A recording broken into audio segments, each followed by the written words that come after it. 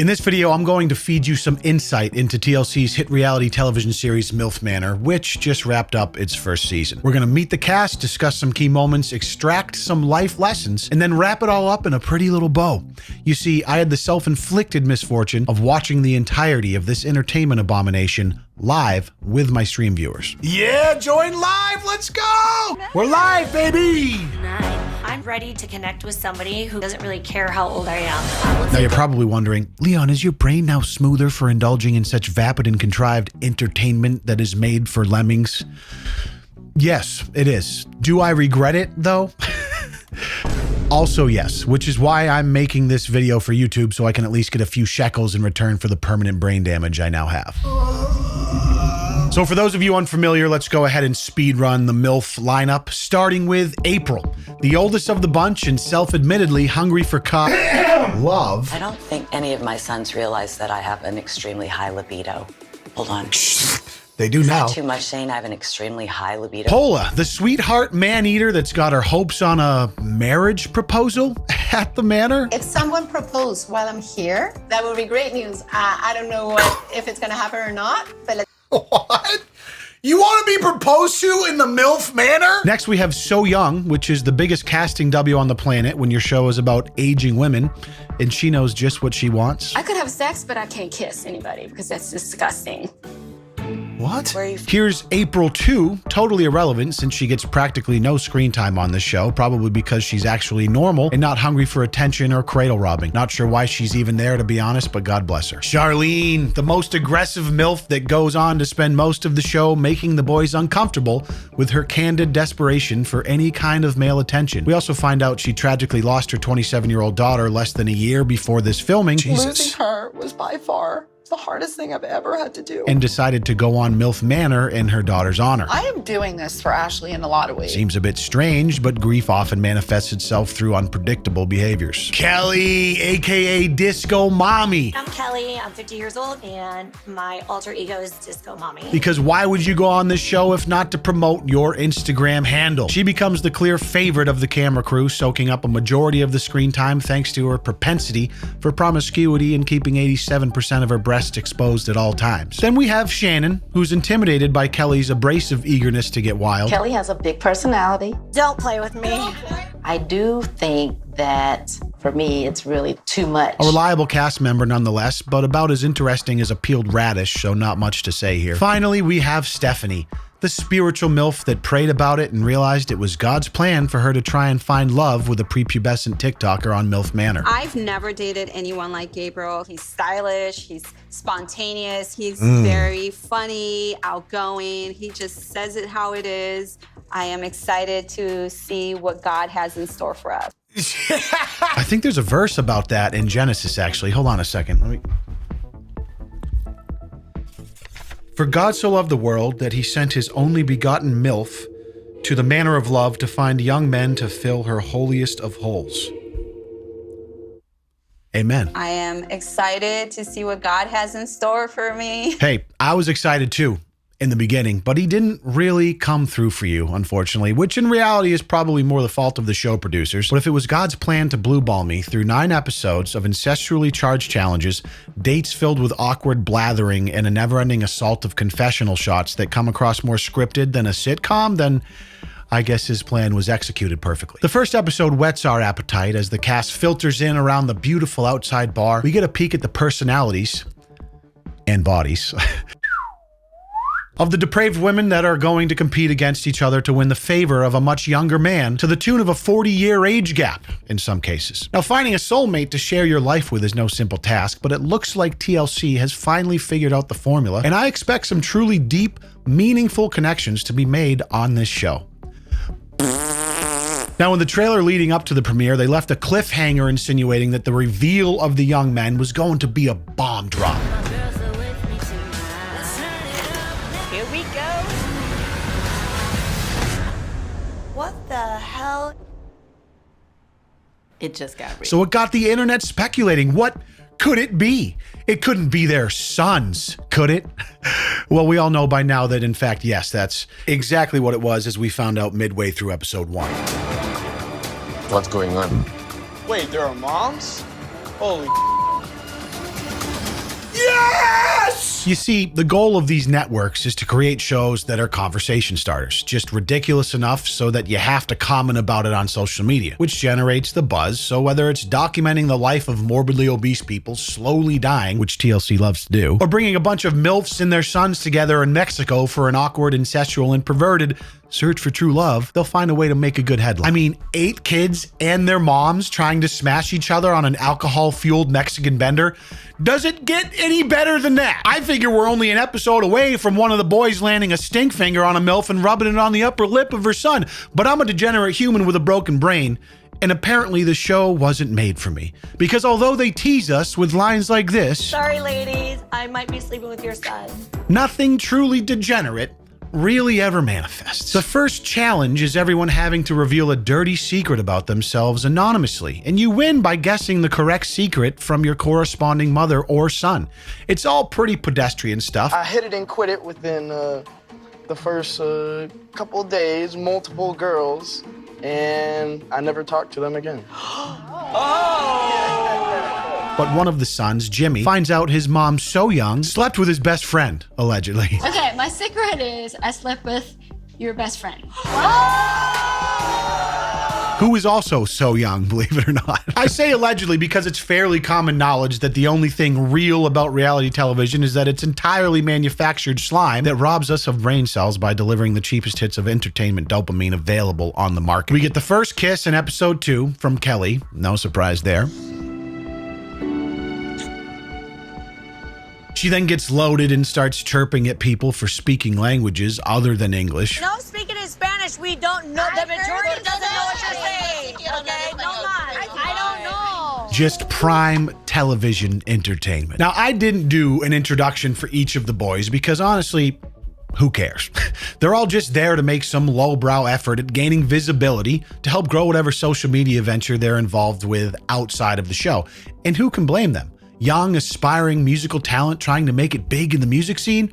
Just weave in an a cappella love song on one of the MILF dates that is so cringy, the viewer has no other choice but to look up your Instagram to try and dunk on you. And what I did was, This is too exciting. I attempted to translate it in Spanish. Okay. Oh, for Let's do that. fuck, First Lord line, almighty. It's Flaws and all. No! You wrote a song and Google translated it to Spanish? And you're gonna sing it in a cappella, dude? All right, Ryan. Let's hear your Spanish translated song.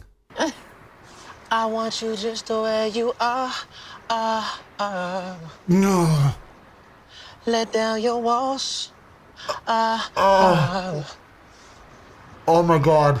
Defectos y todo. No. Lo que te querieron, ta como eres.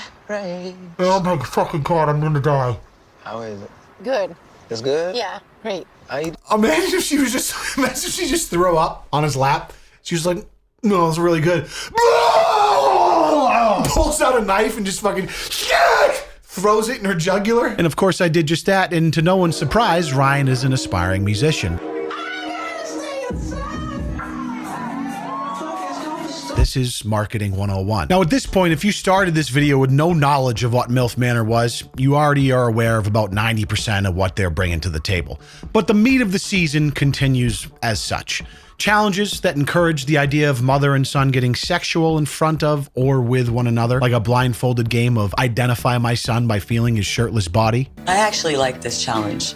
This is when Gabriel knew he screwed up. Vegetable sex ed, everyone's favorite family bonding game. Just tell me, what pleases a woman the most? In sexual intercourse, when a man finds her spot. It all starts with the touch. In my personal favorite game, where you put on a blindfold and massage a couple of MILFs, knowing there is a small chance it's your own mother moaning at the tender touch of your fingertips. Oh, yeah. Ah. Whoa. Oh, my God. Don't stop. By episode 5, they weeded out anyone simply not cut out for the task, like April and Ricky, who had a combined screen time of about 20 seconds through the entire first half of the season. April and Ricky.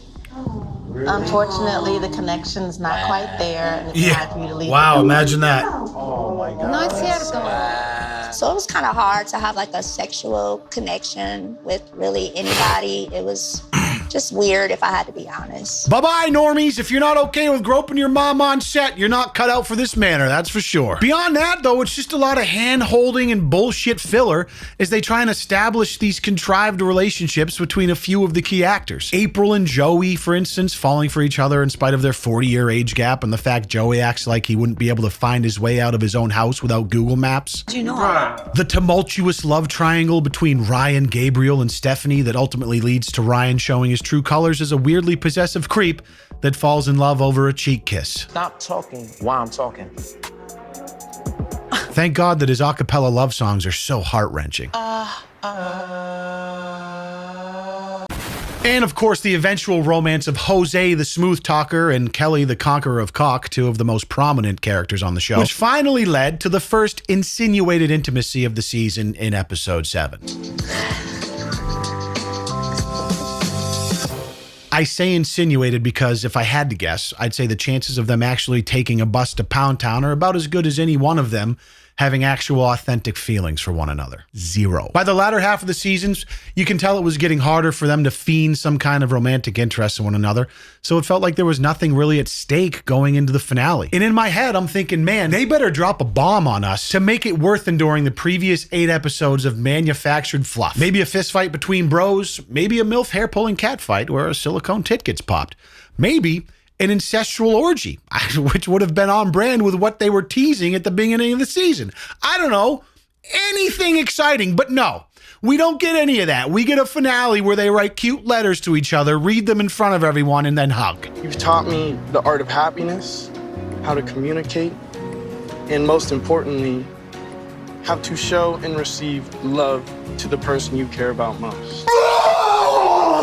Yeah, so this man just chat GPT'd like a romantic, goodbye letter, basically. Thank you for my song. And let our future decide the last words of the song, of our song. I want to lift you up, empower you, and cheer you on into becoming the man that you were created to be. Love, Kelly, aka Disco Mommy. I know we have both enjoyed each moment day by day. As this part of our adventure comes to an end, I am hopeful we will have new ones to look forward to together. What a colossal letdown. MILF Manor, everybody. All bark and no bite.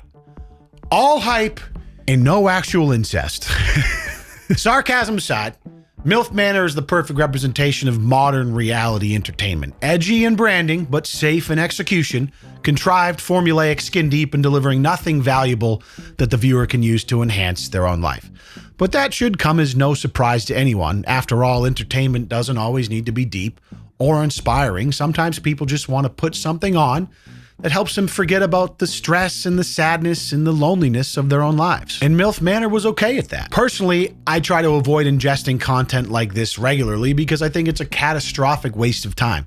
But in a setting where you're watching it with other like-minded individuals that are self-aware of how bad it is, like on my stream in this case, it can be a good catalyst for jokes and laughs, and like I said, I can make a few shekels for doing it. That's how I justify it, at least. Why don't you shut up about it? What concerns me, though, is people that watch this shit unironically and get emotionally invested in it. The punchline for me is this. It's okay to mentally check out and take a break with some mind-numbing entertainment once in a while, but it's also easy to go way overboard because we have never been so inundated at all times with options of dog shit entertainment. This means having intention in what we consume is as important as ever.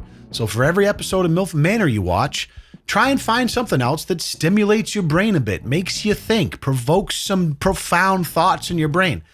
Or don't. It really doesn't matter to me what you do.